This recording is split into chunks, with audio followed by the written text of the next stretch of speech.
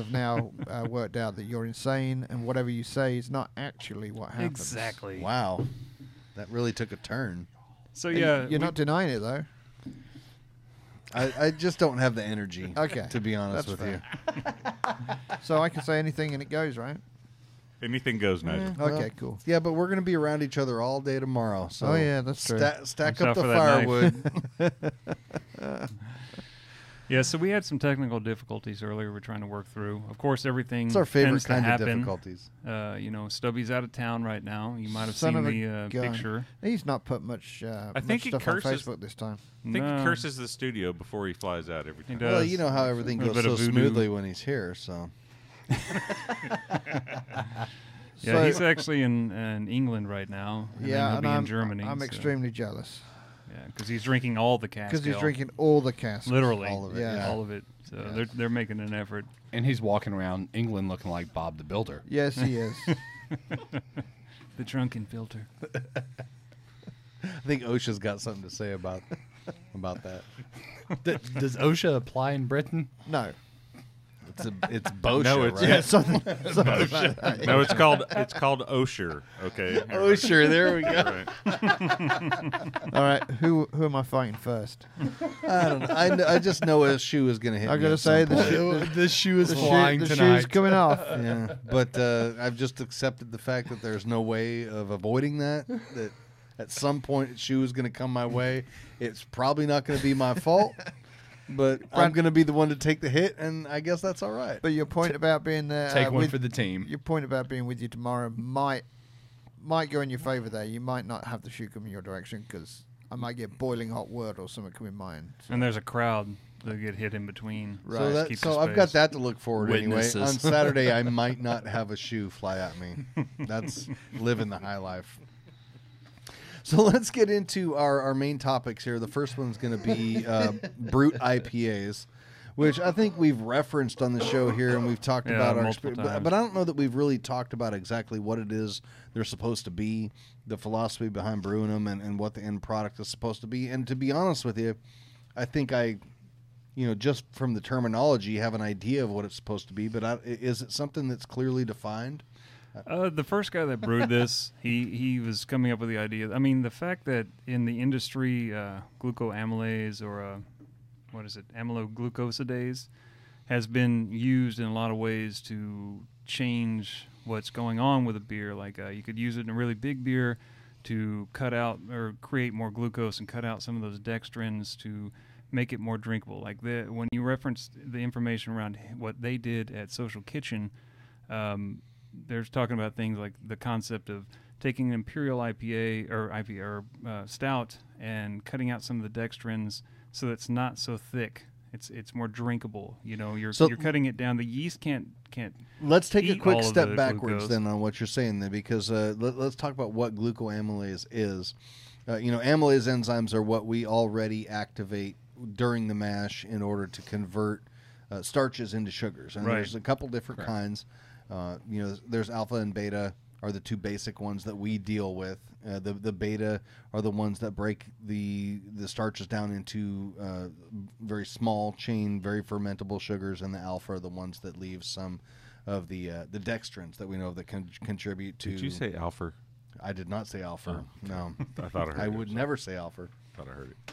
But they leave the dextrins that contribute to mouthfeel and to residual sweetness and that kind of thing. So the glucoamylase is something that's actually used a lot by distillers. Distillers, Yeah, the and macro brewers use distillers. it too when they're making the products when they go big and really break it down. And so basically, if you're a distiller and you're trying to do a corn mash, corn doesn't have the enzymes in it, so you're adding in the enzymes manually by putting glucoamylase in there. Yeah, you're breaking up all the starch bonds. Right, and it's going to take both your dextrins and your starch. It's going to take anything and break it Right. down into these small chain fermentable sugars that yeast can metabolize. Glucose. Yeah. So the idea being that if you're going to brew an IPA, you can do your mash like normal and then add your glucoamylase enzymes in, and I guess y'all can fill me in on where you put these in. to get the most fermentable wort that you can get, to get the thing down as dry as you possibly can, Yeah. down to 0 or below, right? Right. The concept behind the style itself was to create something that was a lot like champagne. It's an IPA that's a lot like champagne, because he was working, I guess, with a triple IPA, and he thought, let me throw some stuff in there and see what happens. And then what happens if I do this to traditional, to see the difference on that? And when you come out all the way to 0, it's completely bone dry, and you have a lot of the hop character. It depends on how you hop it to make sure that.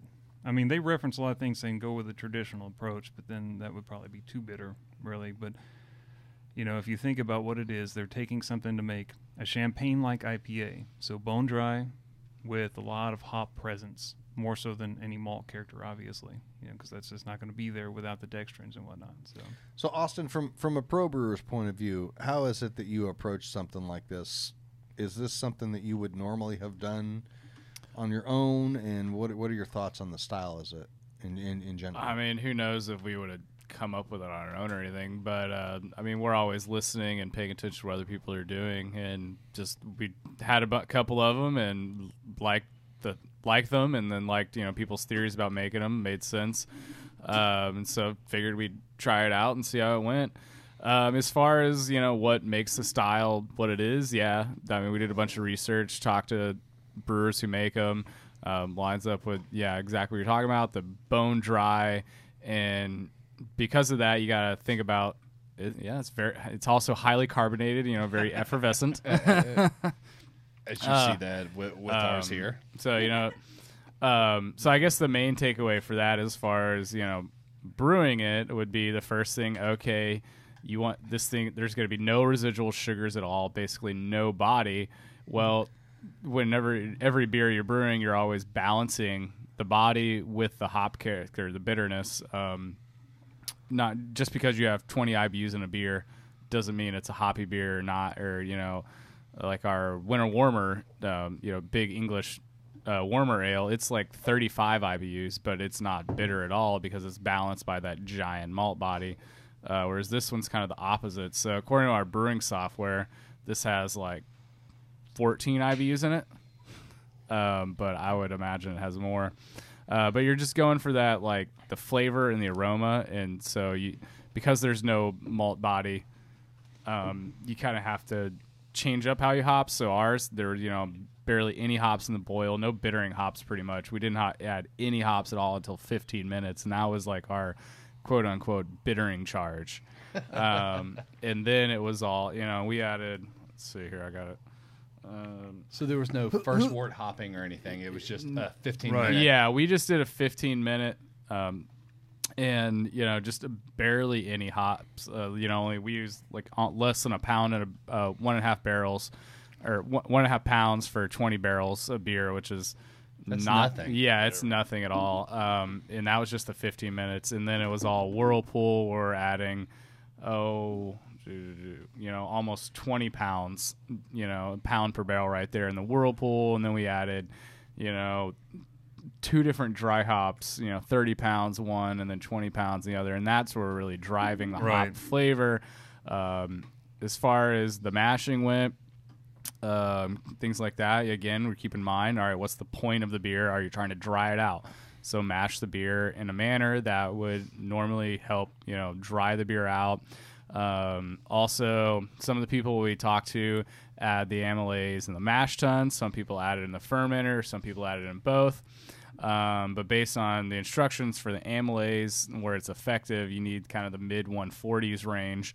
And so we decided, even though we ended up not adding it in the mash tun, we just did it in the fermenter. We still wanted to mash it at that temp for the the mid 140s for an extended period of time to really break down all those sugar chains, because that just already kind of, you're stacking the deck in your favor, right? By mashing it in a way that, you know, naturally chops up those sugar chains into smaller bits and pieces before the amylase even, you know, needs to do its job. So that's kind of what we did that. And also, if we change our minds later on down the road brewing it again, you know, that's one less parameter we have to change. You can just add the amylase in, but still get the same mash characteristic more or less than we did before. So about what temperature? You know, as a home brewer, we've done this. About what did you mash at? 146 ish. We did 145. 145. Okay. And so that Whose beer is this we're drinking? What is this? That's yours? theirs. That's the raw beer. Yeah. Okay. What's the ABV on this one? It came out to 6.5. 6.5. Okay. Yeah. All right. And- I wasn't sure when you sent me or- the original, I was like, oh, that seems Wait, no. This one, sorry, that was the anniversary. This one came out at 6. So 6. very far. Okay. So but still. this style and this philosophy introduces some unique pitfalls that I don't think that you have in any other style of brewing beer, in terms of the idea that you can have very, very low IBUs and still have too much bitterness because the malt middle just drops completely out. Right. Yep. So, do you feel like the first time that you went through this, that you hit it kind of what you wanted to do, or did you have to do this a couple times to get where you wanted? This is the only time we've ever done it. This is the only batch we've ever brewed. This is the first one. So this it's is by far my favorite example of this. Oh, I mean, thank you. I mean, Mine it's too. not even close. It's good. Yeah. Compared to the other examples that I've had on a couple of different notes. I have found that the alcohol becomes real hot in these in a lot of cases. And I think the 6 to 7% range is generally where they land, isn't it? Am I wrong about that? I mean, or- it's kind of considered the range between 6 Yeah. and 7 Yeah. something. You know? the ones we had in Portland, I thought the probably alcohol high. was just it was like hot. And my opinion on that is, this is an assumption, but I would bet that a lot of those brewers are basically taking their normal IPA recipes, Yes. Drying the head and out then of it. just adding amylase. Mhm. We actually, That makes a lot of sense. yeah, Yeah. it was kind of, when I was calculating up the recipe in the software, you can adjust attenuation, things, all that. And it's like, okay, well, attenuation is going to be 100%.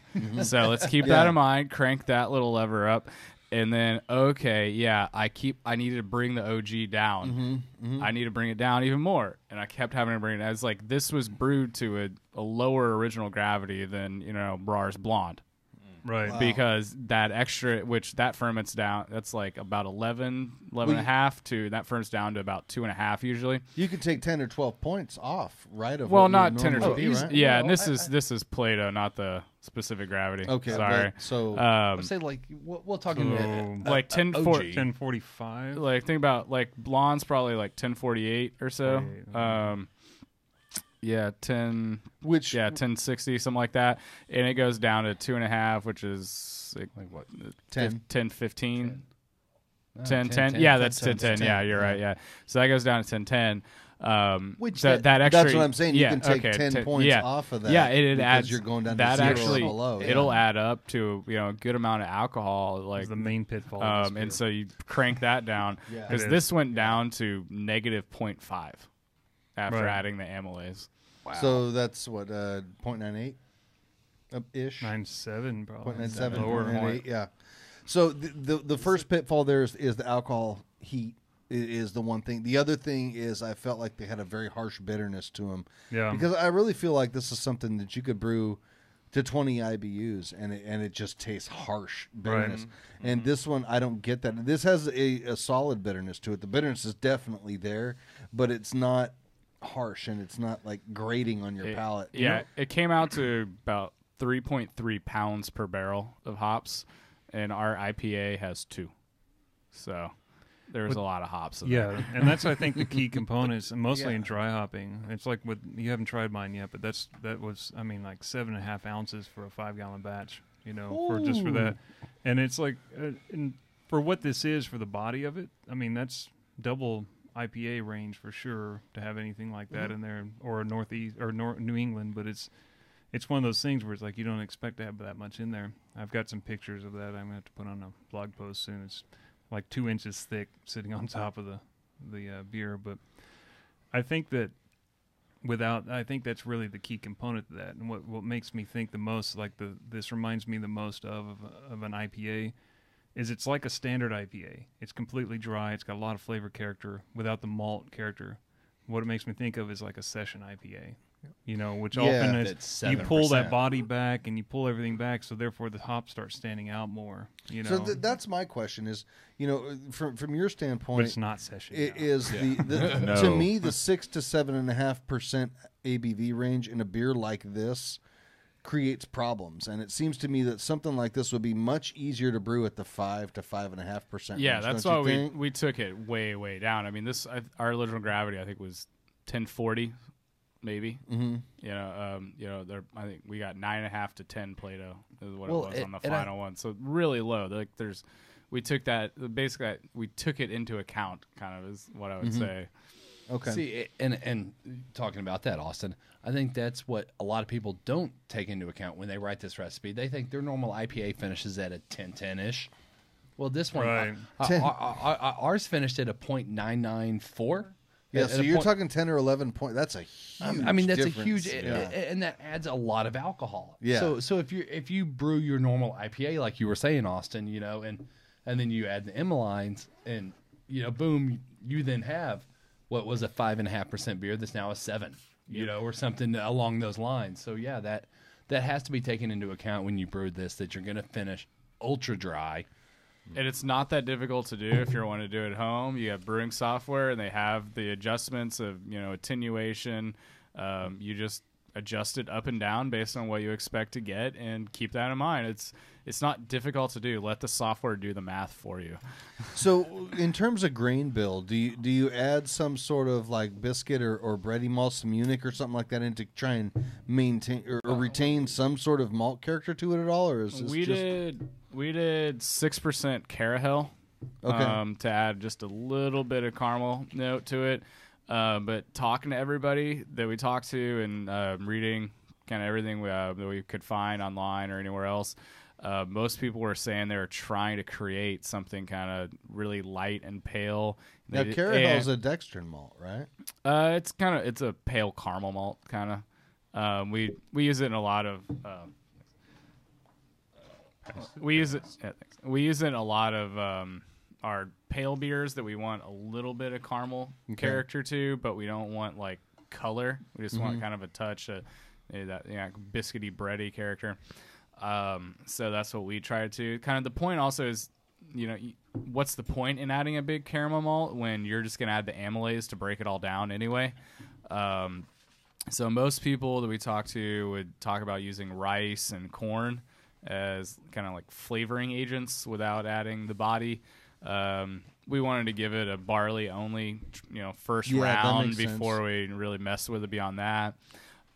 We've talked about maybe the next one we do, maybe adding some rye, seeing what that does. Yeah, I That'd think be rye good. would be Rye good. would be good. I always liked oats, flaked oats and things like that, wheat. Are you worried that something like rye that has a high protein content might retain some body even though you dry it out? And I mean, well, how much are you using? Are you using like a couple percent or like 30%? It's how you go about it. is it the difference between 0.98 and 1001? Yeah. So we'll see. I'm open to it. Kind of. We literally just brewed this and releasing it really for the most part tomorrow. So we haven't really had a chance yet at the brewery to all sit down and give our thoughts. And What yeast was this? Was it the Cal Ale? just Cal Ale. Okay. Yeah, that was going to be my next question. Do you think that the yeast just needs to be as neutral as possible? Is that all I it would is? think so. I think if you're taking out one of what is usually thought to be the core components and pillars of what makes a beer, and that's that malt body component. And so I'm not too sure how much a really flavorful yeast character would marry well with just not bitterness but a lot of hops. That might just be too much stuff going on. That's what I'd like to find. That's a good experiment, actually. It would. to see I'd what definitely happen, be yeah. interested to Esters. I would, brew one. I would and like to go with something that's fruitier. So you Yeah, a get lot of more times, a champagne that could character. probably like the work American well. Ale 2 or Something some fruitier. of these English yeasts do like, well with the fruity When we get into character. mine, Yeah. I use the double IPA yeast from Omega, knowing Okay. what hop I was using. So What is this we're drinking right now? that's mine. This is the This is- okay. the social kitchen recipe, whatever it was. So based off what I found, this is the social kitchen recipe for a 5-gallon batch. How low did you get on this? 0.9978 Really? range. Yeah. How low So- did you go? Shody got low. Now, when it first finished, it was about 1.0910 range, so right about where it should have finished. And then I added the enzyme in fermentation, or in the primary. Well, actually, I transferred added dry hops, everything. I added CO2 in just to flush it out because there was so much going in. And I was thinking that with the Mosaic, I was like, I feel like this is being treated sort of like a New England IPA with the character that's at it. So I just tried to do the best I could to preserve that character. And then knowing that we were using that, I went with a tropical. I went with the double IPA because I know what kind of flavor profile that adds. And I thought, man, let's see what happens, because I know that the yeast is going to kick up again, and maybe some of the biotransformation is going to happen as it kicks up again with this dry hopping. So that's what I'm hoping for when I get home. Some biotransformation. Little biotransformation. Yeah. So. But I went through with all that. It doesn't taste as dry to me, and I think it could be the double IPA. I agree. Yeah. And I think also it could possibly be the malt bill. And they really said that they went for a creamy feel with the adjuncts that are added to this. Yeah. They're adding a creamy sort of character when they first did it. So, and I think I can pick up on that a little corn, bit. rice, and Pilsner is what this is. Well, but corn and mashed rice at don't about 147. add a creamy feel at all. When that's you just creamy, what I read them at saying. Like oats and I know. I'm flaked just saying, barley and that kind of thing. This is what they were referencing and everything I've read about the recipe. So I thought, let's just do the recipe that I can find that's as closest to the first time that they did it, and see how that turns out on a homebrew scale and see what it tastes like. Because I haven't had anything that's anywhere close to that. People are all over the board with the shit that they're doing on these beers. So. Yeah, this one. I'm blown away that this one is as dry as what you say. This is almost 8% too. I would never have guessed that this was below 0. Yeah, and this is an almost 8% beer. It's better now than it was 2 weeks ago, I think. But again, in the keg, cold conditioning, I think it's gotten better. But it's not really my preference. And I'm blown away that this is supposed to be 26 IBUs too. Yeah. This is exactly as stated on here. Everything, I pulled hops out at timing, everything that I could to be right on top of it. And then, like I said, I transferred, I dry hopped, and I added the enzyme. The only thing I can say, I was like, I'm kind of worried about this, was that when I added the enzyme, it was after transferring on top of the dry hops. So I had this 2-inch thick cake of hops to add enzyme on top of that just sat like a pile, and I had to kind of swirl a little bit, like I'm hoping I'm not introducing too much oxygen worked. and whatever. Yeah, it did. Yeah. And it's like it started to kick up. It wasn't super obvious as far as fermentation what goes. this tastes I'd like like to to have me? seen that without the hops in there to see what the fermentation would have looked like. But No, I think it's just because you used all Mosaic. But It's all Mosaic. This tastes like Yellow Rose to me. does it? Yeah. Okay. No. Is that what it is? It does seem familiar. I don't. Tastes just like Yellow Rose. It does. Yeah, now that you put the connection together, it's clicking. Which It's is definitely one of my Mosaic. very favorite IPAs. It's definitely Mosaic. So And I wrote a blog post that I have to redo because our Brut got infected, but I took a different approach because when I was reading it, they talked about how a Brut is more of a showcase for the hops. So I liked the idea of it kind of being a New England style hop profile. Mm-hmm. So you get the more juicy and the more aroma and flavor hops, but without the malt. And I think a New England a lot of times will be smoother and kind of hidden by the body and the mouthfeel. But I thought this was a cool opportunity to really showcase hops almost in their purest form. Because And I think that's what the Rahr was like too. Yeah. Mm-hmm. Now, And speaking of we the kind Rahr of did and hops, follow that. Yeah. What hops did you use on this? We use, let's see, let me look at my notes. So we did Chinook for the bittering at 15, quote unquote bittering. Then Whirlpool, we did Cascade, Citra Eureka. We did a dry hop with just Mandarina, and that was where we did that fermented down about 3 Plato. We were trying to target adding the amylase in at 6 Plato based on talking with some other brewers that had already brewed these a number of times. They said that adding the amylase at that point they'd gotten the best results, and so we were trying to target that. Well, let's see, we brewed it kind of like, I guess, overnight Thursday into Friday, so it was like just got in the fermenter Friday, or super early morning, like 6, 7 a.m., when they did check the tank that day, it just started fermenting. when I got in Saturday, like late morning, kind of about noonish or so, it was already down to 3 from 10.5. Wow. Like we were like, whoa, all right, we shot past that. All right, so I'm gonna add that now. And talking with Nate, we're like, all right, well, let's go ahead and add the mandarina because we wanted to add that in kind of in the fermentation, kind of again to try to see if we got the biotransformation. So that was when we added like 30 pounds of mandarina to a 20-barrel batch. So that was a lot, but that's when that's a lot for you. You know, yeah. We hear some of these local guys. No, that are that's adding 6 pounds per barrel, which is that's still that's insane. yeah, well, that's a lot. That's insane. So it's still a lot. But we added the amylase in at the same time, and we have the hop gun, so we just kind of clean that, pour the stuff in, and then just mix it up with the beer, basically. So it definitely gets fully, mixed up and turn. It's not just dropped down. We don't have any, hop pellets that we find, things like that.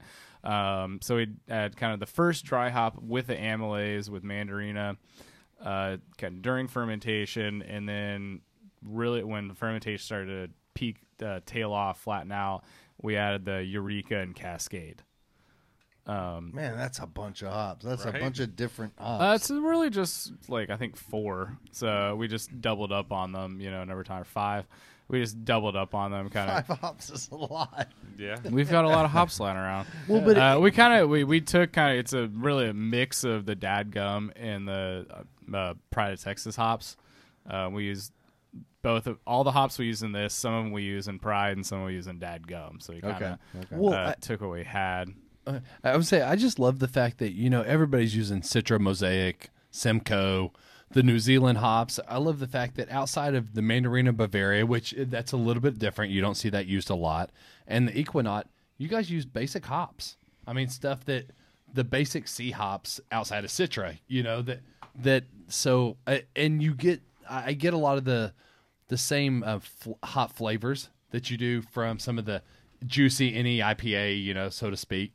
And you didn't use any of those hops. So I appreciate that you use something different to get the same effect. Well, I think that might be proof of what the biotransformation stuff does, that we were interested in playing around with that and seeing how that worked after seeing a couple presentations at the last Master Brewers Conference about New England IPAs. And one of the things that they talked about in those presentations was and they would go through this not just from a brewer's perspective, but they partnered with hop labs where they put beer samples throughout the brewing and fermentation process through a mass spectrophotometer, and you could actually see like these oils and compounds that hops traditionally have. When you add them at the beginning of the fermentations, the yeast doing its normal yeast activity actually changes the chemicals in those hops. Like, it'll add and subtract molecules, and that's how you'll get like the different flavors and characters from hops that you normally wouldn't get those out of. And so we heard that, we're like, that sounds really cool, let's try that out. And so this was us trying that out and seeing like, okay, well, we have a ton of these hops, let's just use them and see what happens, instead of like, going out of the way and ordering hops specifically and paying a ton of money for. We have these here, let's try it out and see what happens, because we're always trying to learn and experiment, and we hear other people doing stuff and we want to try that out and look at the research ourselves and stuff. So this is us doing that. I think that's a philosophy that is really well applied to home brewing too, in terms of if you want to craft your fermentation to try out some of this biofermentation or what am I saying? Biotransformation. I'm sorry. Yeah. It's better to do it with hops that you're familiar with, so that you can really get a feel for what the difference is between the way you normally use them and the way you don't. And we talk about that a lot in terms of trying out new things and crafting recipes, that to do things that you're familiar with, so that when you do it in a different way, you have a good idea for what the effect was on that. Yep. And I think that's something that would be very smart for somebody trying to do this, to do the same type of thing and use ingredients that they're familiar with, use hops that they know. When I use it this way, I get this result. Well, and that's where Sandra and I really screwed up because we used hops that we have never used, but two of the 3 hops we've never used before. We happened last Black Friday to order a bunch of Australian hops. So we had Galaxy, we had Big Secret, and Ella. And we had never used Big Secret or Ella. So we were like, oh, what the hell? We're brewing a brew. We have these hops. Let's use them. And they had alphas in like the 18 or 20 range. I mean, they were huge alphas. Which would be very difficult for this kind of style because you want to be careful not to. So Right. Well, what yes does and that no. mean to you? If you're adding them in the boil, yeah. If you're adding them in the fermenter, I wouldn't. Right, and the Yeah, fermenter right. wouldn't make any difference, No. but They if were you're doing all them at dry all. hop, all. Oh, okay, all right. Yeah. I mean, we even, when we added it to Whirlpool, I want to say we even cooled the wort down to what, like 175? 155, even cooler than I thought. And added them then to help, lessen the chance of getting any IBUs out of them. So let's talk pitfalls here because y'all have done it a couple of times, and I know that you weren't happy with it one time you did it, and you're more happy with it the next time you did it. So for somebody use the who is bucket. listening to this and thinking, "Hey, this is something I want to try," what are the things that you would advise that people avoid doing the first time they do this? Label your buckets. Don't use a questionable one because that's where we got our infection. And honestly, it sounds very complicated when you're reading about it. About does. the enzyme. You're right. It sounds so complicated, but it's really not. Life got so in the way when we brewed this beer, and really it was. We had notes. We were going to put the enzyme in 3 days in. Well, 3 days in, we popped open that bucket and the krausen had fallen. Well, Kind of like what Austin said. That's yeah, all right. it's kind Yeah, of yeah. If you're probably brewing it, you're lowering the out gravity, so there's less sugars. You're still adding the same amount of yeast. That's way easier for the yeast to just go to town and do their stuff. You'll be surprised, like that you might ferment a beer in 18, 24 hours. So if you want to add that amylase, if you don't have the ability ready. to check your gravity and add it at a specific time, I would err on the side of adding the amylase sooner rather than later, just because. I mean, I guess have the luxury that we can check the beer every single day or at any point we want. That's not as easy when you have a bucket or a carboy of just 5 gallons. Yeah. So just try to keep in mind kind of what's going on. It's happening faster, and if you can't check it, just go ahead and add it. You're not going to harm anything. Right, know the yeast too. I mean, if you're using a That- clean ale yeast like a Cal Ale, then you should know that it's going to be aggressive if you had a great pitch. If you were trying something different, it might not be quite as quick, but yeah. and that was our thing too. We used the Omega Hothead for the first time, so we weren't familiar with Then it. it was done in an hour. Yeah, I don't know when it was done, but like I opened it, it was done. We pitched it, and we still finished it .994. So, But I it was sounds to happy me with like that. the first time Everything wrong. Yeah, it sounds to Because- me like the first time you did it, you had several unknowns Oh, in yeah, there. because Without that's doubt. how we brew. Different yeast, different hops, all kinds of different things. Yeah. Well, that's it though. I mean, like you said though, you use a yeast that. I mean, honestly, I pitched recently. I did a double IPA batch again, a second brew, and did a double pitch of a fresh pack, and that stuff was hot and heavy within 6 hours at pitch to 85. So I mean, that's just like it was almost done, like almost immediately kind of thing, and that's a crazy yeast. Normally you're not going to get that as something like that. So, and especially if you're mashing low and going through all of it. So. Yeah, I mean, I was outside of pre-infection obvious in our beer. I was really happy with the body. You got the definite dryness that I would have expected from a brut. Again, the hop flavor was kind of one of those. We used some unknown hops, Right. so I got some of the Galaxy. I got some of the hop I expected, but again, it was an unknown. I definitely want to brew it again. We will brew do it it. because bring it back in and we could talk about what happened. Yeah, exactly. I definitely I like the style idea. I'm a hop head, so I like the different use of hops. It doesn't all have to be bitter and super high Right. IBU, and it doesn't have to be ultra juicy. So I kind of like that this is something different. It's not that that ultra bitter, and again that ultra juicy. It's kind of in the This middle. is a good beer that leaves and it comes off your tongue fast. It's like it's quick to dissipate and it's nice. On that think note, I what think you're it should talking- be an ultra crushable beer. I Are you going to kick him in the balls or am I? But I think ultimately when you brew it, the dryness and everything, it should be very drinkable. Should be very drinkable. I agree with you on that. Let's talk about the hop flavor portion of it, because the two that we've got sitting here with the Rahr version and Greg's version are two very, very different beers. Yeah, Yes, and that's they every one I've had. Yeah. well, the difference is that both of these beers I think are really good. The ones I've had before this, I just feel like have been harsh with alcohol and harsh with bitterness, and I think both of these beers have done away with those. I haven't had Turning Points. Oh, yeah. I haven't had theirs. But Greg, I think yours, in terms of hop flavor, Tastes like you're eating leans Mosaic more- straight. it leans more towards like a New England Yeah, it type does. of. And that's the ones that we've had, actually. Right. Portland, almost all of them reminded me of a New England style. See, I didn't think they did. They had a I silky thought body, So- surprisingly silky, despite I thought the they dryness. had harsh bitterness and hot alcohol. and Well, I they didn't had like silkiness. that. They had everything that New England style has, except for the fact that they were thinner and that they did have like a harsh character to them. They None had of them had a harsh- hotness at I all thought that I they remember. did. But I thought they did. I did not like. The y'all alcohol noticed in it. I don't know. It could have been coming off the plane because that was one of the first beers I had. It was like, So from the perspective of a as far away from a hop head as you can get, okay, and The Brit. I mean it's not it's not a secret that I'm not a hop head by any imagination. But he does hate us all now. Bum bum No. bum. No, these two on the table tonight are. Some of those we had in Portland were just simply undrinkable. They Yeah. just were sandpaper-esque. They were Yes. that dry and that gritty and harsh. yeah, They were harsh. yeah. None of these are like that. Greg's, Right. yours is.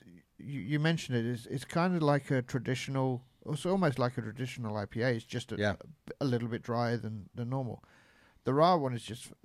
I mean, I wouldn't sit there and drink 3 or 4 of them, but I can drink 1 or 2 of these quite easily. I I would think- easily drink a 6-pack. I would like to say that the Rahr one came across to me. Hi, this is the Peanut Gallery and the producer booth. But the Rahr one came across to me as a little. It tasted like a table beer, like something that you would want to drink every day at at dinner or whatever. And It's very easy. It's so easy to drink, and that's where the danger lies, because when you're talking about a 6% beer that tastes like a table beer, and you're enjoying the light hop flavor and the really light body, and it's just something that you can sip on. And I wouldn't sip on it. I drank mine down really fast.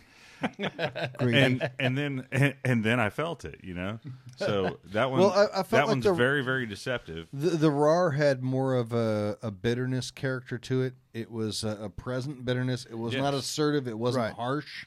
No, not at all. But it had a bitterness to it. You could taste and then the flavor and of then the a hops. dry body and a good hop flavor. And then Greg's was much more of a fruity, Yeah, it had more fruity Rounded, character. rounded. big rounded hop flavor, And it had very more very body low to it. bitterness. And because of the sweetness from the hops, actually, I think there was Yeah. the sweetness from the hops. I think that- the yeast plays a character in this one. I do. The double IPA Yeah, that's probably a very adds good this point. flavor range to it. To me, so. it didn't come across as dry as it actually was. Right, Right. exactly. It and And Greg's, it I could drank taste more the like a New alcohol England of it. IPA. Yeah, than it did a I get Brut, the alcohol think. on mine. Yeah. I mean, but it is at A little 8. bit, yeah. It was more efficient than it should have been, and then of course it was probably like 80% instead of 75. And then it also again all the way down to like 0.998. So But going back to your early comments, it'll be interesting to see what these would be like with like a London Ale 3, a typical Right. New England IPA yeast or something like that. Right. because the Dippa was good. I honestly, when this was at like the 1009, 1010 range, I liked it. Right. I don't like it as much dry as this. It's just a little too much. There's a little too much at the edge that just doesn't sit right with me. So I guess to me, what we've done here tonight is a couple of different things. One is before I didn't like this style at all, because the examples I'd had were harsh and hot, and just the much bitterness. middle was gone, and there was no malt flavor to it. So what we've done with these two beers, in my mind, is that the other components of the beer are done well enough that I like the beers that they were made. But what I wonder is what is the point of these? What are you trying to accomplish with this style of beer? And when you look at New England IPA, you know what it's trying to accomplish. Big hop flavor and some good mouthfeel, very, very low bitterness. I hate saying it. Juicy, like a glass of juice kind of thing. Well, so what exactly New England's is all it hop, you're trying hop profile. And when you read accomplish? the It's trying to taste like champagne.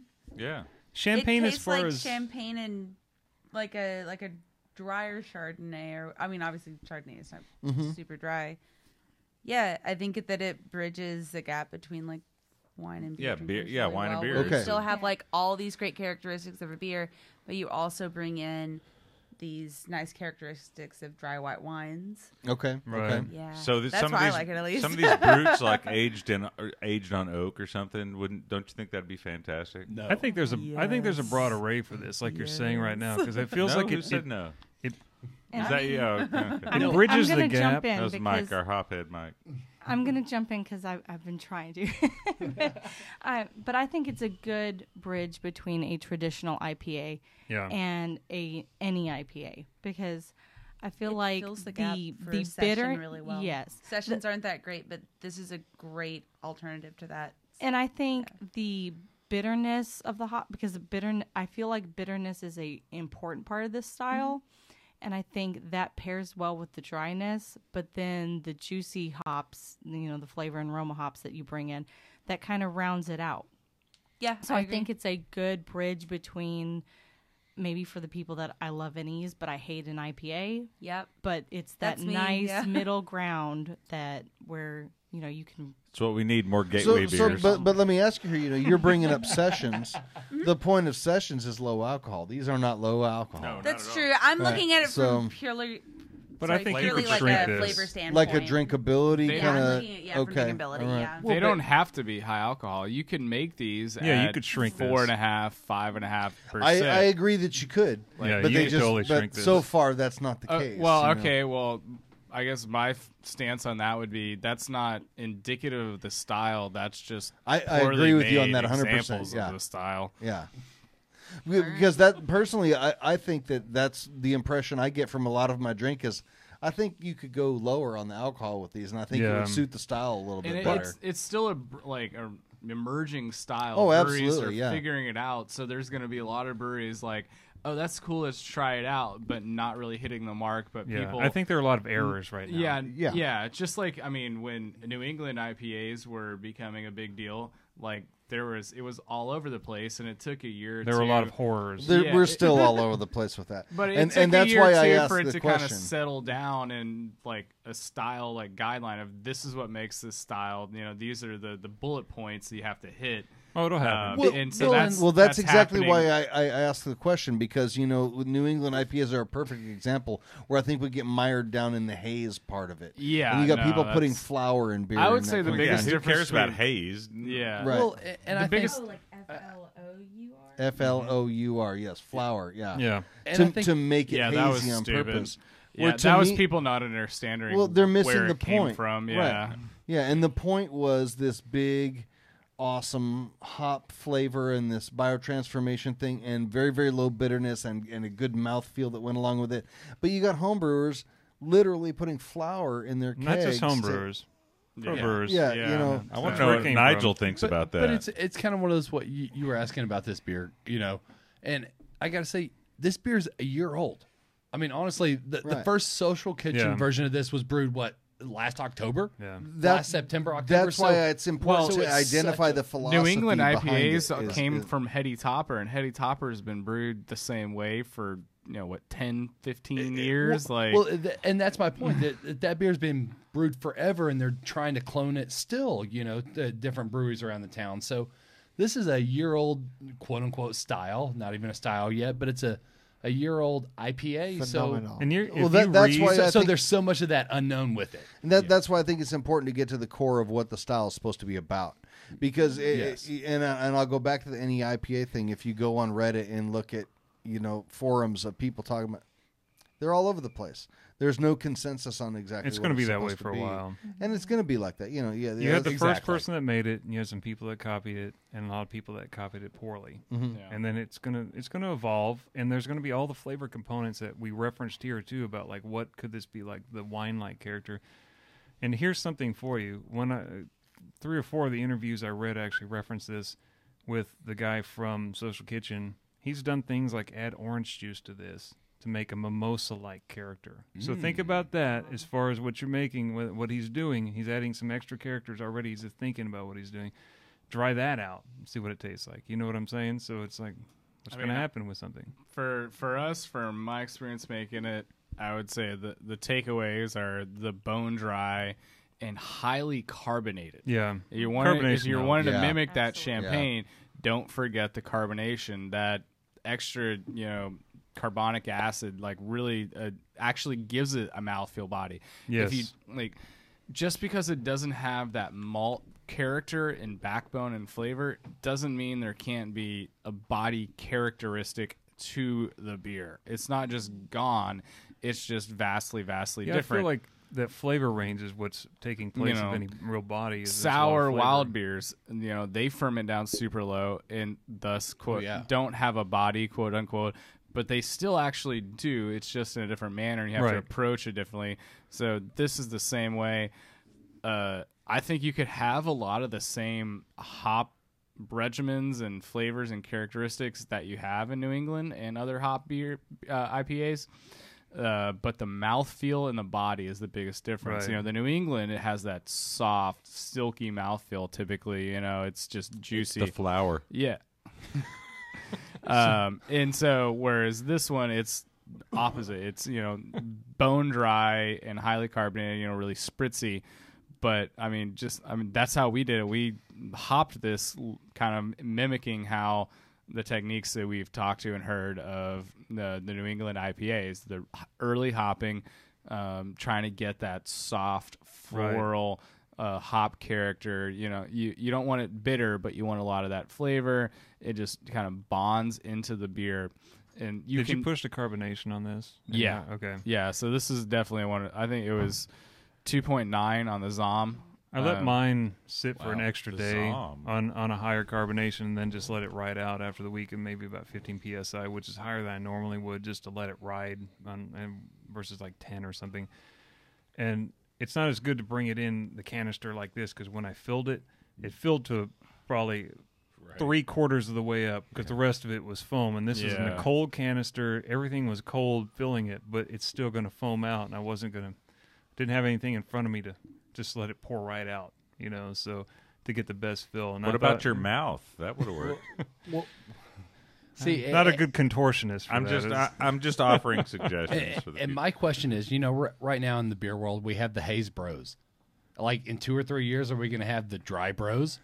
They're going to be seeking out the next Brut IPA that's this phenomenal style. You're going to have the people who already hated the haze. Going to have the super maltio bros. The New England, they're going to want to have more of the dry. Well, that's what I love. I'd like to have the bitter bros. There you go.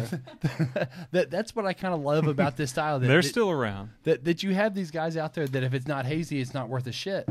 Well, give them either one of these beers that have those, especially Greg's, that have the juicier flavors. To me, Greg's tasted more like an NE IPA. Well, I really dug the Rahr one because that, to me, was more like the style. Yeah.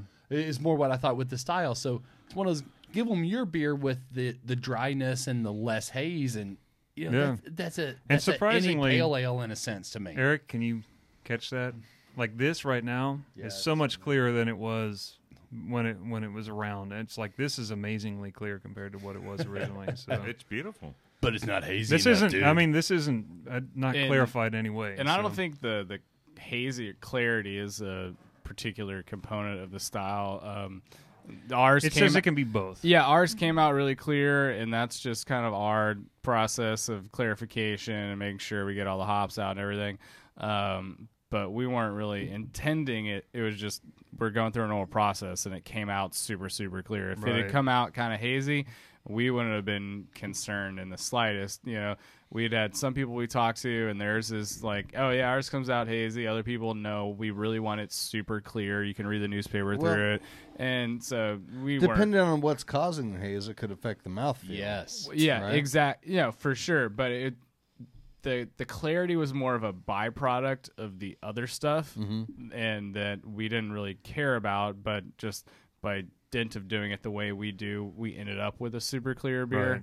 Right. But in my opinion, I don't think that like the clarity of the beer is not important to make it a personally. I just kind of like the clarity better. Like the clarity of yours. It I is think more just, champagne like though. Yeah, Yeah, it just goes along with. I don't like know. For mine, I for expected me, it to well, be for me, polyphenol like, filled. yeah, is it just does it look nice and pretty?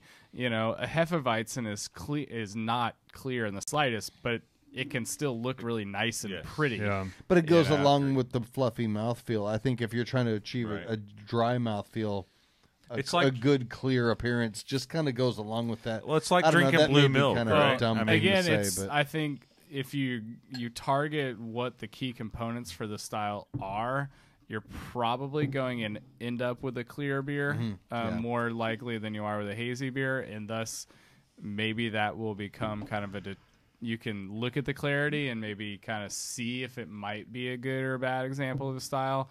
But as far as it like being important to the flavor and the mouthfeel and the That makes characteristics sense, of yeah. beer, that's not in what makes the beer the beer. You know, Yeah, like a right. Pilsner. That makes sense. Yeah, if you hand me a hazy Pilsner, even if it tastes really Keller beer. great, I'm going to be like, this is weird. It's a hazy beer, because that's kind of key to what makes a Pilsner a good Pilsner is it's nice and bright and shining. And whereas this, I don't think that's really important. But I think I would expect that though. If you're talking about a champagne-y beer and something that's a brute. Well, that's what I mean. Except That's what I mean. I by would more too, styles that are not like That's that. a visual I have not had one expectation. yet. These are the clearest you examples. and you I've do had. drink with your eyes. Yeah. That's just a basic fact. It does enhance what your brain tells your mouth is going on. Well, Out of like 7 examples, It's like stop I've with had, all the technical talk, Eric. These Hey, are just you guys did all that math earlier, and I was in here, out of like going 7 into a examples coma, I've so- had, these are the clearest I've had. Every other one's been more like a New England IPA. I They're mean, very, every very other clear. one I've had.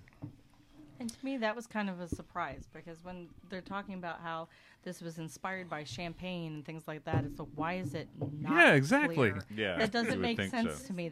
I mean, That's where I'm coming You want from. an on that. effervescent, Yeah. clear. when we held up the growler and I could see right through it, I was like, oh, Man, God, I that's a need a sexy couple beer, and here. I'm happy already. And see, with mine, I thought there would be like a there more polyphenol cups? content to it that just ruined the like the haziness of just that just from the hopping. By the way, What? you heard it, guys. She said it's I don't a know where sexy beer. I don't. Brew Yes, I a did. brute right now. Okay, so we need to move on. I think as far as this goes, it's a hard topic to cover because it is an emerging substyle, Yeah, and we do not have any real clear directives yet. And That Stay does not clear. stop me from having hard but opinions on the matter. well, no, I get it. Just like we have styles that are the same way that are clearly written down now, and we all have opinions did on. you say clear again? Well, the Clearly. one thing I'll say Clearly, about I this, did say it clearly.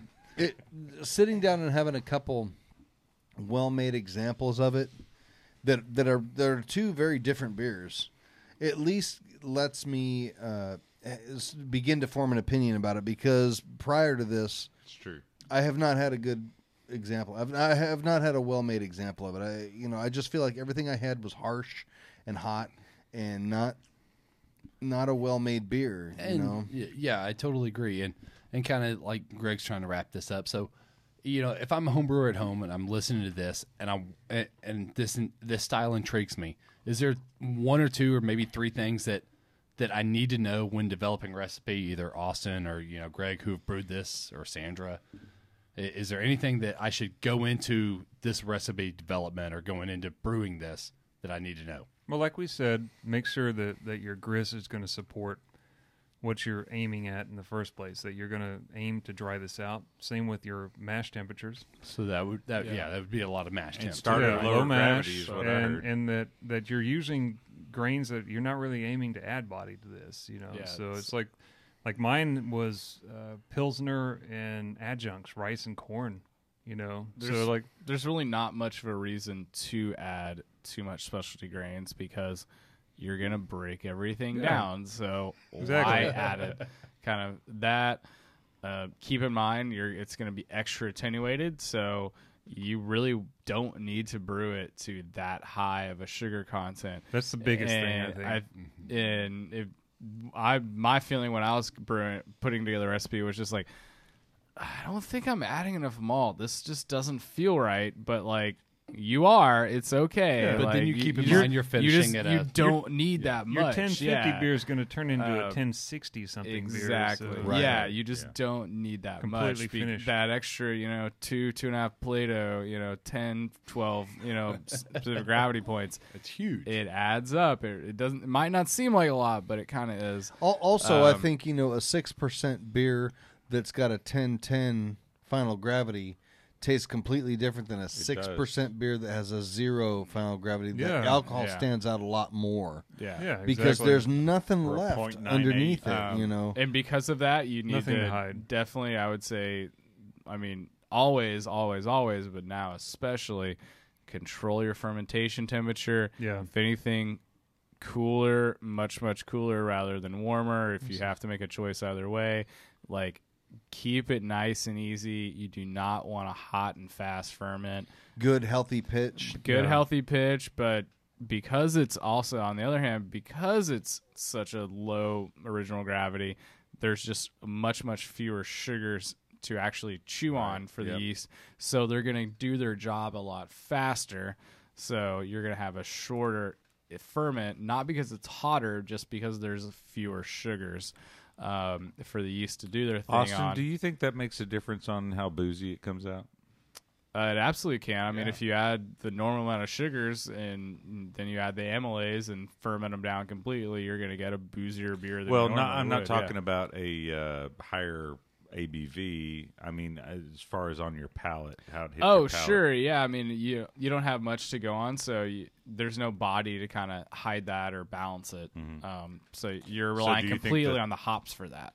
Well, so you think even the in lower 10 fermentation points, and kind of a slower thing will, as I far mean, you don't as you don't need to slow it opposed down. to just it's going to happen fast by dint of just there not being a lot of sugars. Yeah. Well, even in 10, say that a typical finishing gravity, even if it completely dried out, that last, say, 10 points of standard gravity, if that happens fast, you could still have fusel alcohols from that because it happened fast and hot. It still could. It could show up. If it happens, if it happens hot, you'll get the fusels. If it happens fast, just because there's not that many, you're not going to get those same flavors. I'm saying more in terms I think a lot of people might be loose about the latter part of it, Yeah, so. I mean, definitely, yeah. If you don't have complete temperature control, err on the side of cooler rather than warmer. Add your hops in, add your amylase in. Or we added ours in the ferment. Some people say they add them in the mash tun. Whatever you feel works best for you. We've only done it the once, so I can't really state on which is better. You kind of nailed it once. What you're hitting right now is one thing that we did not say through this, is that when you add it in the mash, the boil will stop the enzymatic reaction. So if it wasn't finished, if it wasn't completely dry, that is one way to possibly add some finishing sugars back into that. It may not completely dry out because of that. That's a and good I believe point. that's So why, and I believe that's why we ended up deciding only That's to a do very it good in the point, ferment because everybody we talked to said even if we added in the mash, we still added in the ferment. So our feeling was, well, if we're gonna add in the ferment regardless, why even bother adding it in the mash? If you want to make that beer that's not completely dry but pretty damn close, do the mash version. Yeah. And check it, and see what. But otherwise, yeah. I mean, but otherwise, you keep in mind, since you're not going to have any real sugar content, back off on the hops. You do not need bitterness. This is not the point of the style. And even regular IPAs, in my opinion, I think this is probably why I was drawn to this style once I'd had a couple. Was I've never really liked particularly bitter IPAs, like that punch you in the face, mouth puckeringness. That's not that's one not of the been things my I love jam. about the evolution of the IPA in the last 4 or 5 years. Well, I Pulled think back. well, everybody jacked it up just to beyond stupidity. We had the levels. IBU like, race. Let's see, how much we can get. And then it was like, oh wait, people like hops, not IBUs. They're not actually the same. And I think this might be a perfect example of that. Is you don't need many. The fewer the better, maybe almost. But once you get that post boil in, just start packing them in. However you feel you want to do it, experiment. There's a lot of ways to skin a cat. Use different hops, but I think that's the main component. And if anything, this style is probably the best showcase of what a hop could be, because there's no malt to go along with it. It's basically just there, and it's just that hop. You could use a single hop, a blend, whatever, but that hop is what's showing, and it's the flavor and the aroma of it, not just like the bitterness, which is a mouthfeel thing. But that's more of it makes you pucker and nobody More likes of a that. sensation, like How an does that go? astringent. Yeah, and nobody likes that. Yeah. Whereas Can you now, spell? How's it go? there you go. Yeah, I'm sure there's an emoji Greg's for taking it. notes, and he needs to know how to spell that. If not, Okay, so let's move on here to our next topic. Before we get there, just because I was going to ask Whoa. Austin to spell that, because that could be the key phrase of the week. Oh, that could be. Oh, the that's key right. phrase. We forgot to do our Yeah, thing. because we need to do the key phrase of the week for a $20 online account credit. What about the best spelling of them? Yum yum yum yum yum. Online. There's your Definitely key some phrase. N's in there. Listener, Some listen in L's, and win key B's. phrase of the week for our Patreon patrons. So it is the best way you can spell yum yum yum yum yum. And most of our Patreon should have received their whole hops this week. Yeah, they have. I know Aaron Yeah. Rogers. He Yeah, commented. I've that he had got I've had his, a few people ask me, and it is Hallertau Blanc that you're getting, and they're probably in the somewhere between Aaron, 9 if- and 14% range. So if add them you're, Aaron, as if you're finishers. listening and you don't brew a Hail Mary something, I'm going to be disappointed. I'm going to find you in Alabama. Or a discount and- double check IPA or something. I don't get it. I do want to say one thing real It's quick. real football. Never mind. Does this have to do with Aaron Rodgers? When we're talking about the mash versus fermentation on the enzyme, It does. I did read that if you use it in fermentation, you can't like repitch on top Oh, of that. yes, Yeah. that's a because the definitely good enzyme will point. remain. Yep. So Yeah, for repitchers. Very good point. Very good That point. will happen to the Wait, next I thought beer Aaron editor. Rodgers was a quarterback. Why are we talking about but pitchers? know that is not a discount double check type. God. yeah, It's so, just Tip, keep like you coming up with suggested, these. Eric. so Just that might be an jam it in interesting there. way to like keep your enzyme going if you want to continually make the beer. Like That's true. You wouldn't That need might to be- repitch enzyme after that. yeah, It's fourth down. You might We not need more to, enzyme. or you might be able to repitch a reduced amount. But yeah, no, she absolutely has a great point in that. And we did the same thing. We made like a big note on our schedule of like, do not reuse this yeast for anything at all. Like once this yeast is in Other this, than this. Down the drain. The Give it to dadgum's the down- home brewers. The dad well, comes down 9%. I mean, Don't tell them. we repitched yeast all the time off of all the tanks. That's just how every commercial brewery operates. So yeah, we had to make a thing of like, Yeah, okay, that when is a you're- good point. When So- you're going through our fermentation report and like choosing, okay, where are we going to pull yeast from? Big X on this one. Because you basically just exhausted. It's dead. Right? No, Or the what? opposite. That yeast will now have that enzyme in it. So anything, I gotcha. that we use this Cal Ale. If we used, It's kind of like a xenomorph. No right? matter what Yeah, you put well, it in. we yeah. could have when the alien infects that, say then we that, accidentally that's we the somehow xenomorph? Yes. pitched this yeast into like Dadgum or Pride or something else that It's we gonna use dry Cal out. Ale for, Jesus. and yeah, all of a It's sudden, gonna we be- have a it's going to have this Yeah. xenomorph. It's Yeah. going to look like the. The yeah, most so, the most luck you're gonna have. 9%. Can we get yeah. a Dungeons and Dragons reference in here to make this as geeky as we can possibly? The most I luck think you're you gonna just have. did. So good job, man. If you were to repitch this yeast into something, if you pitched it into really big beer and the yeast can't handle an alcohol, it has an alcohol tolerance that can't go that high, kind of like rolling a 12-sided die. like rolling a 12-sided die, that's exactly where you would stop. Is Okay. at the end of that Good. 12 or whatever. That's where you're Jesus going to Christ. stop. I have no All right. idea. I've It never would be played the so. only example that you would want to pitch onto a a bigger beer onto a smaller Yeah, beer. because the yeast attenuation can't handle it, so it's going to stop and still be somewhat sweet. I That's just the didn't- only yeah, version of I didn't this get that, that would pick up. Well, We've gone it way could- off the rails with this one. It could that could or could not go well. It could also produce a lot of stressed flavors. yes. And off Yeah, flavors your yeast is not gonna probably because be it's happy, but- old and stressed. So kind of like Arnold Schwarzenegger now. Jesus Christ. Playing in a Still- Dungeons and Dragons movie. Right. Are Okay. we? All right. Anyway, all right, let's move on. Have We've heard the win key listen and win key phrase. Let's move on to the beers that Nigel brought us, which are a far vastly different type of subject matter. Yeah, we've gone from one extreme to the other here. Haven't we? Yeah. We've gone from hops to malt. I feel like we've gone way We've off gone the from hops to reservation. I don't even Nigel, know if we yeah. can bring this back into reason. Oh, we can bring it back in, Brandon. right. It's down to me and you, brother. All right, Well, so that's second not encouraging subject. at all. our second subject Hey, of the you night English people started the hop craze. is talking about splitting batches Yes. to really to split batches and aim a recipe at certain things. So So, this is something that I wanted to talk about, and I think we're going to do this over the course of a few shows, partially because what I wanted to bring. Damn, not paper the whole towels. roll, dude. Okay, So- maybe the whole roll. Never mind. He sharded all over his chair, and And his wife's got to tidy up for him. It's So like at any rate- always with homebrewers. Should be embarrassed. Y'all are doing this wrong. I was not Normal able Friday to night? bring in the beer that I wanted to bring in for this discussion. You didn't bring beer and tonight? I didn't, man. This Wasted week beer. has been just like a big. Never mind. Eric, what the Nightmares. hell are you doing? They're wasting Jesus. beer. It's filtered. We can't have Eric is sucking it dry or wringing it dry.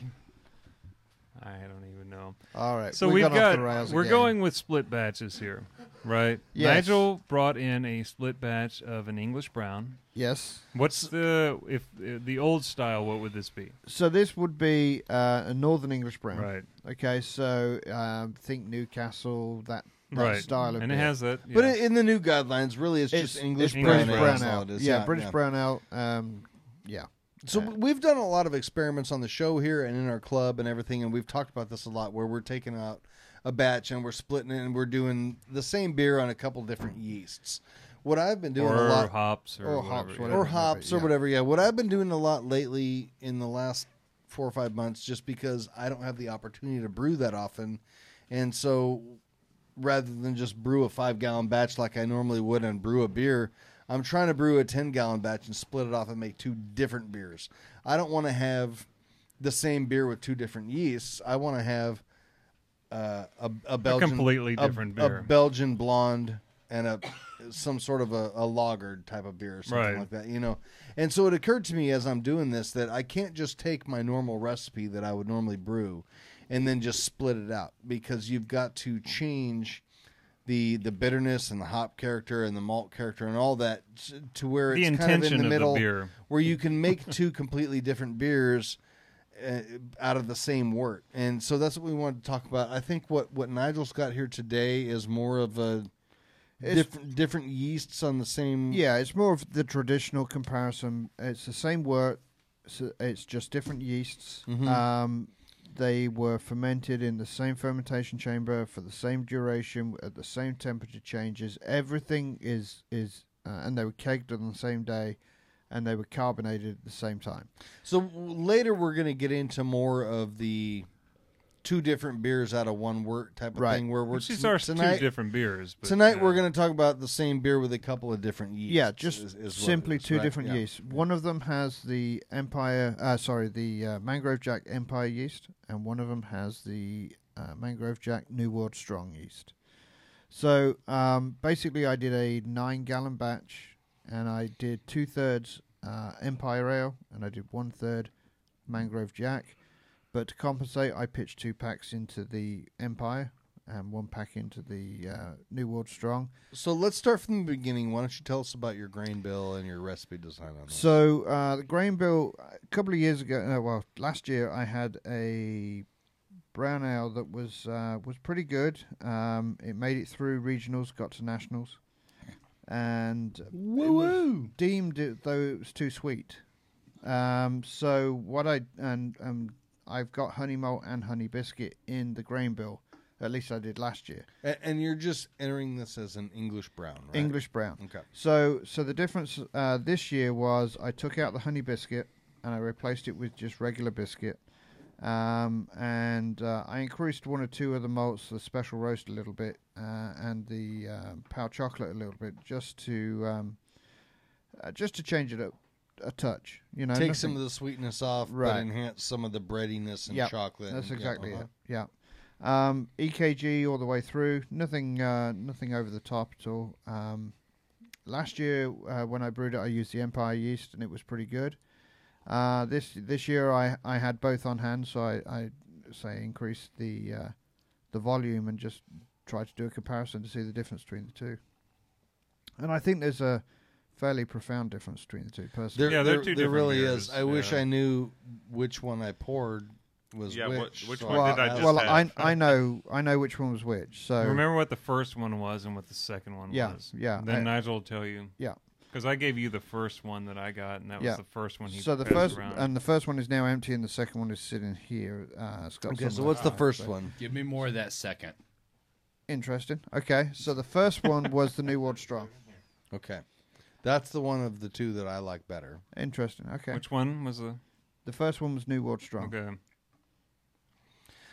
To me, the New World Strong has a bit of the English yeast esters to it, but they're more restrained. It's man, I wish I could characterize the esters a little bit better. I guess I get a little bit of plum maybe in there.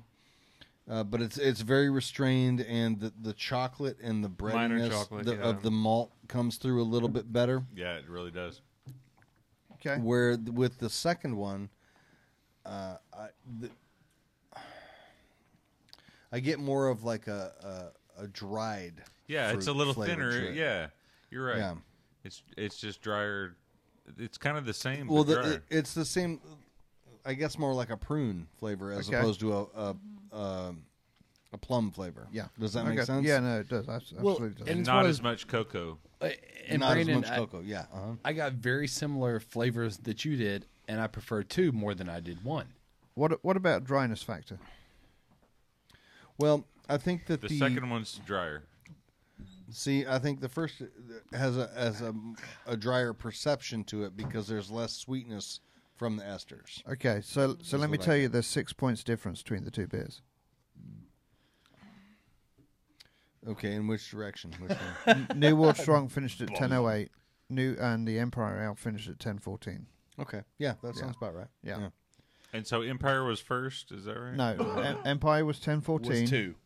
Yeah. Empire was two. Empire was 2. No, I mean as far as what I'm tasting. Okay, so New World Strong was the first sample. That and was it, the first sample. and it was, Oh, And really? it was 10:08.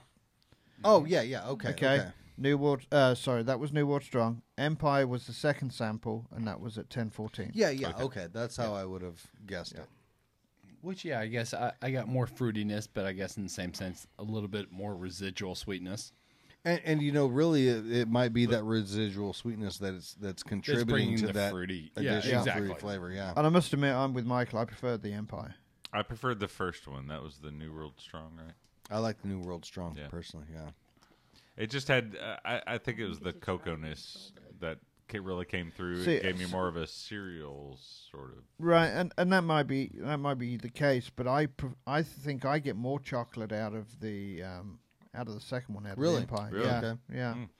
But it may be a different, like English you say, chocolate, right? It may be a different form of chocolate. Yeah. You said the more cereal type. You Yeah, know, kind of like a cocoa, like cocoa pebbles. Cocoa Puffs or something like that, as yeah. opposed to actual chocolate. Yeah, so it may be that I'm getting. Personally, for me, when it comes to esters, I like subtlety. Mm-hmm. So I like the New World Strong a little bit better in that regard. That the ester's a little more subtle. It lets the chocolate and the bready kind of Yeah, malt you're flavor right. come through a little bit Yeah. more, and that's just a personal preference for me. Yeah. But for me, like I say, I brew in coolers, as we probably know by now, and so I can't brew too many double batches. You know, I'm limited by capacity in my mash tun. But I can brew pretty much 8 or 9 gallons of pretty much anything. And so And that's what I've been doing lately. Is I've brewed 9 gallons, and I've brewed. I've put 5 gallons of it as a traditional. That's what I was aiming to brew, and that's how it's going to be my standard beer. And then I've experimented more with the 3-gallon batch, and say I had New World Strong, and that's what I used on this. So I'm going to continue to do that a little bit. I might cut down some of the 9-gallon batches and go to 6 gallons and do 2 3s. But we know before the show here, you and I were talking about doing an Adnams broadside clone, and we were talking about the yeast that they used, and I was saying that I think that probably that's one of the most important things to try and clone that beer. Is using the same yeast, and I think with these English styles that. There's a shit ton of English yeasts out there. There's a lot of different English strains, and I think there's a big difference from strain to strain. And when you're trying to hit your exact what you want on an English beer, you've got to try a bunch of different strains. And that's one of the great things about the English ones is that you can split out one batch into 2, 3, 4 different yeast strains without adjusting your recipe. Yeah, that's right. I just wish there was more dry options than what there are. I agree. Yeah, there seem to be pretty limited on the dry options. Yeah, that's one of those things when you're really trying to brew English strains of beer or English styles of beer, you're going to have to use liquid yeast, and there's just no way around it because there's just not the options in the dry yeast. But the difference between these is amazing, and you could have 6. You could use the same wort, do 6, 7, 8 different beers with different. Well, Greg and I proved it with the Golden Ales, right? Right, yeah, y'all have done it several times before, and they'd all be completely different. So. That was one of the things when you and I were talking about that earlier about trying to clone the Adams Broadside, which to me would be in my top 3 beers that I think I've ever had before. We're going to do it. Yeah, it's going to happen. The yeast, you'd have to get it exactly right. Yeah. Not just the strain. The temperature, the head pressure, all of that stuff. Yeah. I need to email a few people, I guess. Yeah, find out. Basically, what we come down to is the same with, like, you add a different yeast, it's a different beer. Just like if you do anything else to this beer, it's going to make a different beer. It's a different beer. We've changed it, modified it, whatever it is. It's, when you're doing a boil, though, when you're mashing in, you're, like, if it's a 12-gallon batch or whatever, 10-gallon, you're getting the same thing out of that no matter what. So it depends on what you do after the fact. To change that. I mean, you could split off and boil 2 different versions. You could do one version, change it with 2 yeasts. I feel like the English yeasts present a larger group of yeast that you can use that are all kind of in the same area. Well, even if you used Cal-Ale against American 2, the 1272, that's 2 different beers. They are. Very different beers. But with English yeast, you've got 14 different yeasts that are all kind of in the same strain. Right. Yeah. With lager yeast, with German lager yeast, you've got some that kind of accentuate malt and some that kind of accentuate hops. with the English, because the esters are coming into play, I think that there's such a wide range of different ester production and the different types of esters, whether they're apple, pear, stone fruit, that kind of thing. And then temperature range and how that affects temperature range, it's really tough to nail them down. There's a lot to just be put into that. I mean, you could ferment 2 different beers at these different temperature ranges with Pitch these different rates. yeasts and just go with that and see what's going to happen. That's the thing about split batch. I mean, we want to talk about the future version of that is we want to talk about making one recipe that's really good for splitting into 2 different things. It's hard to say what that one thing could be because of that specific characteristic or that variation on the fact that I could have the same English ale yeast but at 2 different temperatures, and it's going to be a different beer. I could have 2 different ale yeasts, and so that's what we've done a lot so far is taking similar things, similar yeasts, and splitting them out, that kind of thing. Because it's easy to do one batch, one boil, and then go from there.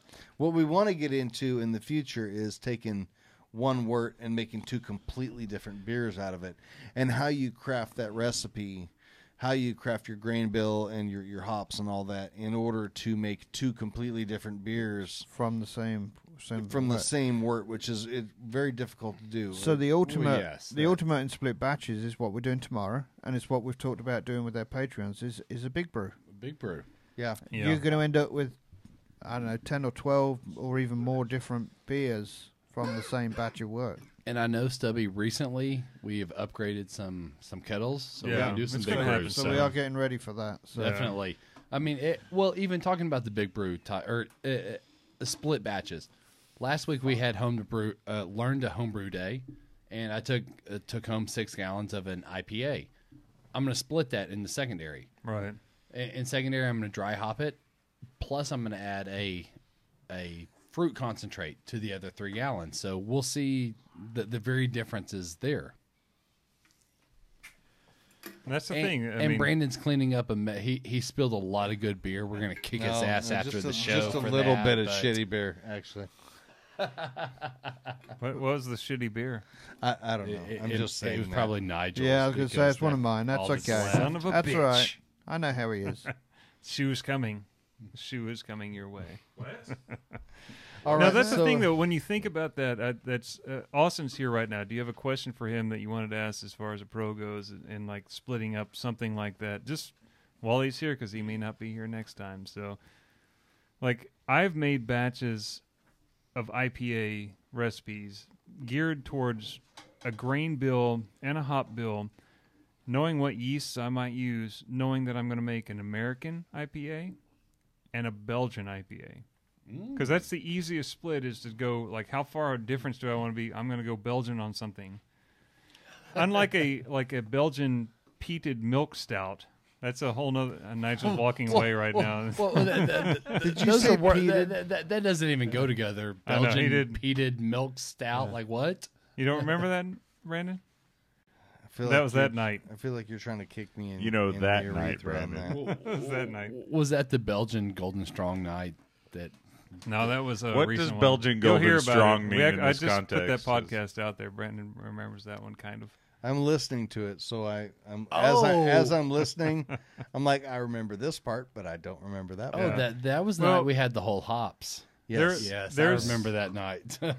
I mean, if you're going to try to make a recipe that's so, like, two vastly different beers, but from the same recipe, it's going to be yeast and it's going to be hops. But if you're going to boil and mash the same way, what are you going to change that's going to be after the fact that's going to really make it that much different? And that's really what you're getting at there. So Yeah. So I have a good beer to bring in for this, and I just didn't keg it this week because this week has been a shit show for me. it's all right. So, We're going to come back to this. I just yeah. want to say Austin's here right now. If there's a question you want to ask him to get an opinion on, Yeah. throw it out there while you have it.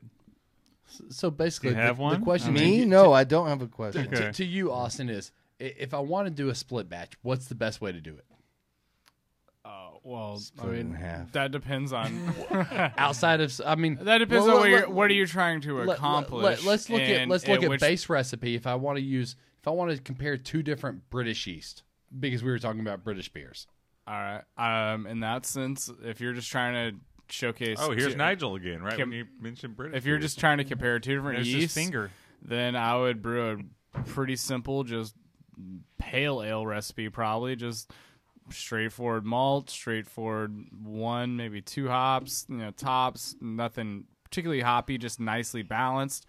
And then otherwise, split them out after the boil to different fermenters, add the yeast, do everything else the exact same oxygen, fermentation temperature, etc. And that would tell you what differences you're getting between the yeast. You could also do the same thing for, I want to do 2 different dry hops and see, how that turns out. It's all about what you're trying to accomplish, and that tells you how to go about to split the batch. right. Right. That tells you what base to start with. It Yeah, depends on you what got you're it. going This is for. kind of one of those things where you have to decide your end game first, Yeah. and then that dictates I how mean, you can't do an do imperial all the stout and a front steps. saison out of the same thing. No. Probably. Yeah, Yeah. no, that's not going to happen. But I mean, if you're just trying to make No, 2 you could different make beers, a really weird Belgian imperial style. Yeah. exactly. But if you're just trying to make two different beers, oh man, I got a 10-gallon system and I don't have a lot of brew days, but I like to create a variety of beers. Okay, well that does provide you the opportunity to brew 10 gallons of base beer, and then ferment. You could use a different yeast that could create different things. I mean, are you trying to create a perfect example of two different styles, or just To do that at once is not going to happen. yeah, Well, or that's what or I'm just thinking somewhere into get more somewhere in the middle future. of the road that's like this is kind of it has its toes dipped in two different You'll waters, make one so to good speak. one, and the other one's going to be something that's probably experimental. close. Yeah. Well, Yeah, I they think can when you both get be into that kind of experimental. thing- They're not bad. They're just not like exact, perfect. That's exactly like, right, yeah. straight down the middle examples of the But style. they're good drinkable kegs. Yeah, They- they're they still don't have good to drinkable be beers. They're perfect just on the examples, yeah. periphery of styles. Yeah, you know? Nigel's beers were a perfect example of that, because you basically had the same great beer there. It pulled out different nuances Exactly. Yeah. because of the two different yeasts that he used. Is he kissing us? What? No, I mean, if I you- think he was sticking it to you. It's actually. possible to No, mash. I'm not. No, and It's difficult. Nigel, to tell. Nigel, Sticking I love and respect you. I think You're you're right. I think He you're a was great sticking it to person me. and an awesome brewer. I mean, You were right, Brandon. it's I possible was. to mash the He's same such a beer dick. and then boil. I want it more of it. and I want stuff more it of those. differently. Each of those beers. I want more of that. Tough Nigel. shit. They're all gone. I'm just saying. Sticking it. It's those are perfect examples of what we're talking about with Kiss my ass. opportunities with splitting. This is also a good Splitting example of batch. what happens when you drink a bunch of 7 and 8% beers for half Yeah. the night. Sticking it right. Yeah, up when there. you when And you see, I was gonna when you have Rahr's compliment Brut, Nigel that's and what happens. See, I some liked them both. We So- were all going to See? compliment Nigel, and then Eric I thought they came were in great. and was just sticking it to him, and There was it no just kinda- sticking. It ruined the vibe. It Yeah. really- There was zero sticking. Yeah. I'm telling you, thanks, Eric. Nigel's one of my favorite people, and Oh, and yeah. I mean that. Sarcasm dripping off that. No, not at all. It's okay. All right, so This is what makes him one of my favorite people is Man. his sarcasm. You like shoes? Beating. It's like He such can throw it British through a humor. window. Yeah. Eric, if you keep talking, he's going to throw a shoe at me. I guarantee you. It's going to hit Brandon first. Oh my and go God! Through Well, the window. I'm the designated shoe recipient, and you're digging my grave. dude. yeah. Well, that's cool. So if shoe ends with a vowel, then is it shoer? Oh, shit. man, I'm He's definitely trying getting now. hit here. No, you are being a dick. All right.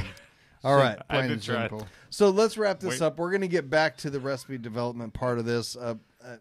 Shoe. It's a little late. Eric, I dropped shut the up. ball a little bit in the beers I was supposed to bring. It's in all tonight to Brandon's tie into fault. this subject. He's a yeah, dick. so I'm a dick, and in future episodes I will also be a dick. Well, that's true. I have that written here, actually. Brandon will But always not- be a dick. Which will probably be. It says I will probably be a dick in 2 weeks on But November still not 30th. as big a dick as Eric. I guess not. But I mean, while I'm and being a that's- dick, we'll be that's talking sweet anatomically stouts, correct. So how Yeah. great they are to make additions to with our local Panther Island Brewing Company. So happy Thanksgiving, and we will see you then. Yeah. Happy Thanksgiving, guys. Again, please be sure to check out our Patreon account at patreon.com/Come and Brew It Radio to help support the show. Yes. We have $2, $5, $10, and $20 options because every little bit counts. Plus, we want to reward you while you help keep the show going, get involved, and improve it. Please improve it. Please improve it. we need you to improve it because we're not going We to do cannot improve it it. without Yeah, you. we're not going to do In it. fact, we We're will begging. literally reward a lucky Patreon listener with every live show and have a random drawing from the names of all our $5, $10, and $20 Patreons for a prize at the end of every month. You just have to be a patron. Hey. So thanks again for listening to Come and Brew It Radio. Be sure to share with your friends on social media. Good Give job. us some ratings on iTunes and Stitcher. And send any ideas or comments to info@texasbrewinginc.com. Also, you can always check out on the brew days of our guys at their brew focused Facebook pages at Brew with Stubby, Brew with Brando, Brew with Mikey B, Brew with Chris, Brew with Greg, and at Brew with Nigel. Nigel! Nigel. How many of those are actually active? all active. Mine and Nigel. Yeah, that's about it. Screw you, mine too. So just go to Brandon and Nigel. Stubby's is active right now because he's in another country. It's Because not, he's no, drunk in no, it's not Britain. active. I thought he's putting on there. Is he? I don't know. Bollocks. I think you're putting stuff on there. No, I'm not. I don't have no access to his. I have access Really? to all of yours. Yeah. Anyway, come and So- brew it, guys. And thanks to Austin for coming out tonight. Yes, Austin. thank you, Thanks, Austin. Great Austin. to have you here. Thanks for the beers, Thank dude. you for Sandra Awesome. You're for welcome, coming in Sandra. too, who is We a didn't great even- addition to the show. We didn't even talk about the Rahr 14th anniversary beer. That's did a we? good point. Yeah, I thought we did. We No, kind of we- did we at the mentioned beginning. it, but we didn't really talk We about didn't. it. Yeah. He didn't want to talk the whole description, I guess. Well, we were trying to give a quick thing, and it's a little lengthy. So Well, go give us a description and let everybody just wish that they had it. And it's basically tomorrow. well, it's a Buckingbach base beer, re-fermented in Cabernet and Chardonnay barrels with Brett, the Brett Dre, and then aged on the raspberries for like I think 6 weeks or so, and then we drank and then- all and of then it. all yes. blended and then together. we drank it all and forgot to talk So, about it. Really, yeah, so. blended together. It was So- fantastic. I'm not man. even sorry. Yeah, it was a lot of fun. Yeah, I mean, we brewed the base beer, filled the barrels, add the Brett to each barrel, let them do their things. We taste them every month, and it was all right. I think it's ready. I think it's ready for the It's fruit. fantastic. It really is. Well, It's we've got had a lot we've, of stuff we've going on. Wonderful. experimented a lot with the fruit, and we found that you just get the better expression of the fruit, letting the Brett do its thing first and giving that however long it takes, and then just adding the fruit for kind of at the very end. So yeah, we just added about 3 or 4 gallons of puree. So I think 35 pounds probably is the equivalent to each barrel. Just a few pounds. Yeah. Well, we added. We used More the than two. we used the Oregon fruit. And it's the same fruit that we use for the mango. I'm going to use the Oregon I fruit. got some Oregon fruit. man. It's a great product. I can't recommend it enough. How many kegs do you guys have? Ba-dum. How many barrels did you keg, I should say? We ended up with right at 12 beer barrels worth. How many Nice. kegs did you So So you barrel? got plenty to last for a little while, if not through tomorrow. But Hopefully. that's my question. It was Well, they're gonna a release little it, less right? than You're I gonna- was expecting. We'll see. Currently, I mean, we just kind of made it to make it. Fritz just had this idea. Is like, I want to make this beer. But you make this traditionally happen, put that so- out though in like bombers or something. No, I I mean, mean, not anymore. no not bombers. anymore. Not- I know. Not really the past couple of years. So I guess if people call us saying they want to buy it, then yes. Okay, so what's that number I need to blow up tomorrow telling them I want this beer? We'll see. Maybe we might serve it all tomorrow. Who knows? If they don't serve at the anniversary, We can always make it again. You will have to go to Rahr. to Yeah, have the you'll spirit. have to and come it is to- worth going. You'll have to come to the Rahr. anniversary party. If you're listening live, get in your car now and Start drive driving. And to just Rahr. drive away. to the gates at Rahr and just pound and It's demand. a terrible idea. Well, actually, Yeah, don't do great that. idea. That Come- sounds like Get Yeah. a great night's sleep and show up tomorrow at noon. Nice and early. There Oh, you it's go. noon, okay. That's a far plenty more of time. reasonable idea. I'm used to Yeah. showing up at Rahr early for stuff. So Yeah, it's I mean, like, we you could know. show up a little earlier, but get a night's rest first because there's going to be a lot of beer to drink Well, tomorrow. I'll be pouring tomorrow, so I don't know what that says. Oh, shit. Oh, man. It says But that yeah, they have no standards at all. Yeah, That's yeah, what it we're says. really It's a happy. sad note Zero. to end on. This You will is take only, any volunteer possible. yeah, but we're really happy with it. This is only the third Brett beer we've released. Still haven't released any. Dude, everything you've made so You've far made has some been really good. good Brett beers. but Austin. we're really happy with it, and hopefully we can. People This are is a laughing sign at of me for where to no come. reason. I don't understand. Basically, what happened was he brought us a sixtel that I don't know how full it was, but I we think it was definitely more like a we 12 definitely tool. we definitely killed it quickly. So 24th toll. But, Yeah, 36 till yeah. It's a Gonstol right now. it is a Gonstall. There's plenty more tomorrow. Come by the brewery and you can Yep. try I'm just it. grateful I got to try it. Yeah, so we appreciate thank you, it. Sean. It was great, man. The Brut also was You better say than Sean? Greg's, but don't tell him I said that. So His name's Austin. no, Yeah. no, the Brett was better than Greg's. So Yeah, but you said Sean. Fired. yeah, All right. Yeah. Let's You put an end confused to me. this shit. yeah. Good night, All Sean. right, so Come and Come brew and it! Nigel, join me. Come and brew it. Come and brew it. What a fucking shit show that was. think I'm more sober right now than I've ever been at the end of any of these. Sandra laughed at me, and I didn't like that at all. Wait, I'm not Dad. Don't look Everybody's at me like supposed to pretend that didn't happen. Dad isn't here tonight. I was thankful Oh, that do I wasn't need to me. stop the broadcast? Okay, here we go. Bye.